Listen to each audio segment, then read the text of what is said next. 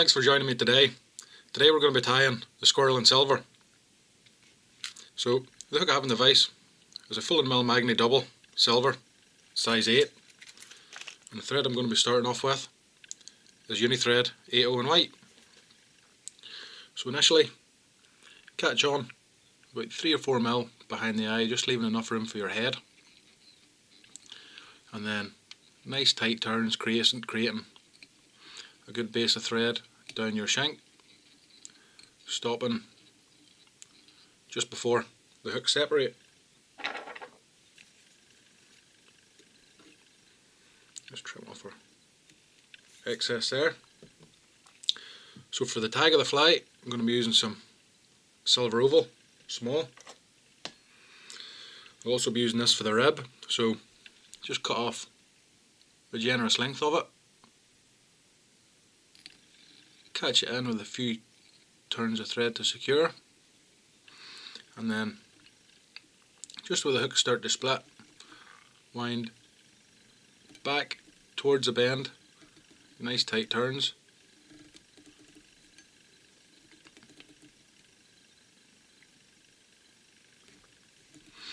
Just creating a small tag, and then down in between the bend and under. Doesn't really matter whether you go under or over with that, but just with the tail, I sort of prefer going under. Take your scissors, trim off the waist. Now for the tail, I'm going to be using some golden pheasant crest. So just depending on the size of the fly, you can either use 1 or 2, and 1 should be sufficient for this one. So just strip off any of the waist, any of the flue, set it on the top. This can be quite tricky to work with. Sometimes it takes a bit of playing with to get it where you're happy. I always find it's a wee bit too short. Just a few loose turns just to get it in place, and then tighten down after that.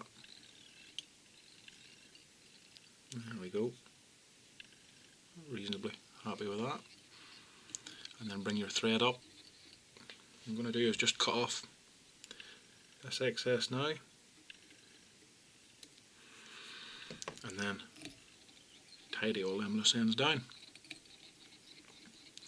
So I want to put a wee hot spot on this fly.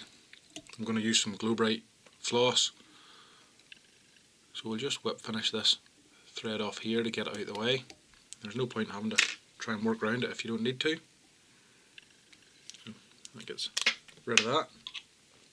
And for the hot spot, I'm going to use some Glow Bright number 12. It's like a fluorescent green. So just the same as catching on with your thread.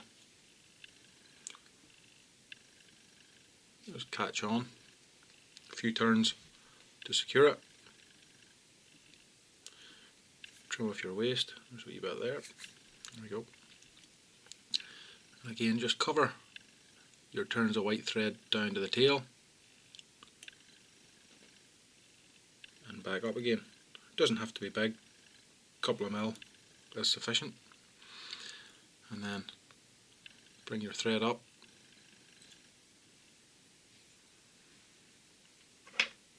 And you can either whip finish it off or just wind your white over the top. Personally, I prefer to wind the white over the top. The floss is quite thick, so it just helps cut down on a bit of your bulk.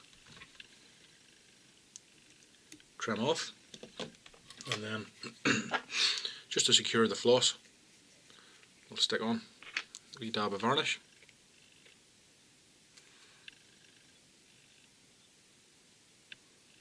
There we go, just getting it all around. That's good there. And that should dry in relatively quickly. So for the rib, again we're using our silver oval. Catch it on. It's just proving a little bit awkward. There we go. And bring it down Nice tight touch and turns, just covering the remnants of the floss where you've wound up. There we go. Now, for the body, I have some holographic silver. It's wide, so you can just cut off 7 or 8 inches anyway. Just cut a wee small taper for tying on, just to help you get started for the first initial overlap. Catch it in and bring your thread up. Again, everything's going to be covered here. It doesn't have to be perfect, but it does help with a tinsel body if you can keep it relatively smooth. So first wrap completely over, and then just lightly overlapping each turn, counterwinding away from your thread, and bring it up towards your eye. So just tie it down, a couple of turns. There's 4.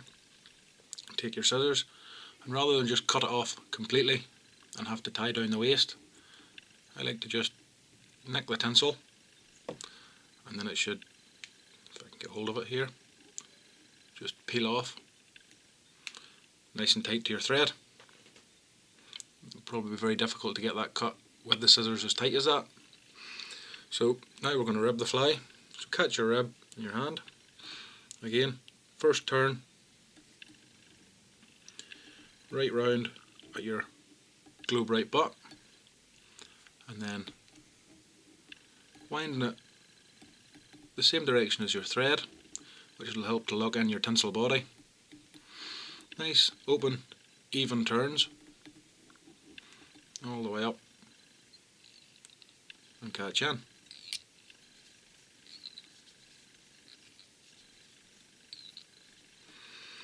Taking our old scissors just for trimming off the waist, make it off. Stop that bobbin holder spinning. So for the hackle, I've got a dyed blue hen. And I just look for, pick your feather where the hackle lengths are going, maybe not right to the points, but not a million miles away. Clean off your flute, just a bit at the end you won't need. Open up your tip, and then I like to take off, not all, but some of the side that's going to be on your inside wraps. Just helps the ones on the outside lie back a bit better. Stops everything being too heavily crest.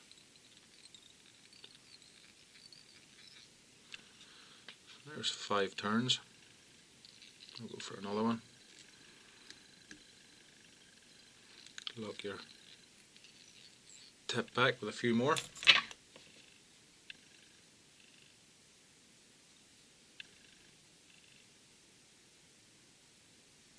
Trim off your tip. So then, taking your hackle pliers, just catch it by the tip, and gently with your finger and thumb stroke back the fibres. Hen hackles generally aren't too difficult to work with, so nice turns, touch and turns, and all the time pushing your fibres back, trying to stop anything lying forward. There's a couple there. Just poke them back. We'll maybe get that next one. There we go. Thought we were going to have to catch that with the next turn. So just 3 or 4 turns of hackle. Again, catch it down. Trim off your waist. So now we're just going to take a few turns of thread just to tidy everything up, make sure everything's pointing back, no stray fibres like that boy.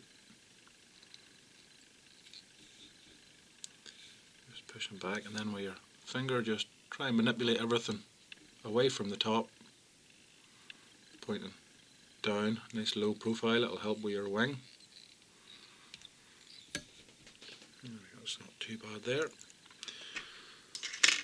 So now we're just going to whip finish off with our white thread. 5 turns, you don't need too many because you're catching over it with another thread. That'll keep it nice and secure. Trim off. Now the thread we're going to be using to finish our fly excuse me, is Uni-Thread 80 in red. So just at the top of the fly, round the eye, catch on, trying to cover the most of the white thread. Don't worry if you don't get it all first time. We're tying the wing in, so we'll get a few more wraps over the top of it. Now for our wing, I have some grey squirrel tail, and just pull out generous pinch of fibres, just depending on how heavily you want it dressed. Trim them off, to pull out any waste, and then pop these into my hair stagger. A few taps and that should bring the tips all into line. So grab them by the tip, just try not to move them too much. I'll pull that fibre out, and then just set them on top to try and gauge your wing. Just somewhere in around the tip of your tail, maybe slightly longer if you like.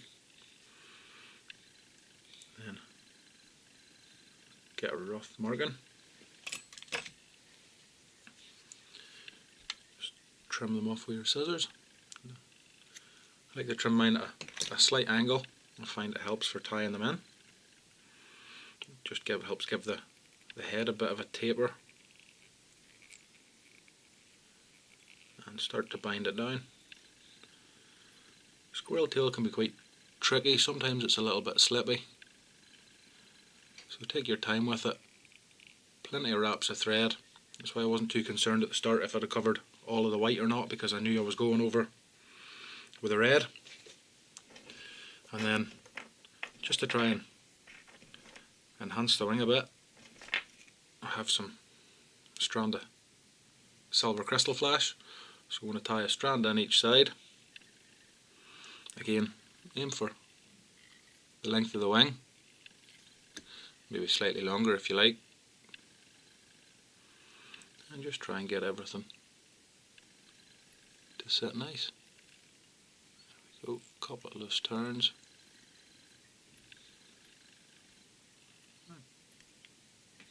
Pretty happy with that.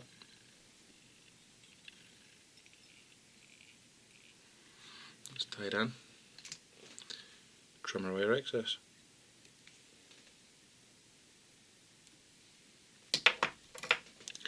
And just with your thread, build up a bit of a head, tidy everything up, make sure all your loose ends are covered. That should be okay. Ready for the whip finish. So again, half a dozen or so turns.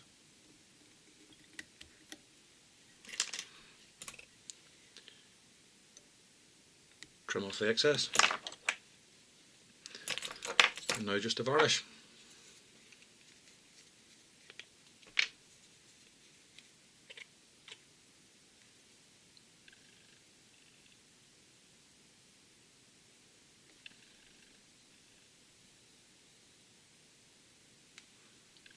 Just covering all your thread. Ideally probably 3 coats of varnish would see that fly finished, or a coat or so of resin. Here we have the squirrel in silver. Thanks a lot for watching. I hope you enjoyed it. Feel free to subscribe to my channel. All the best.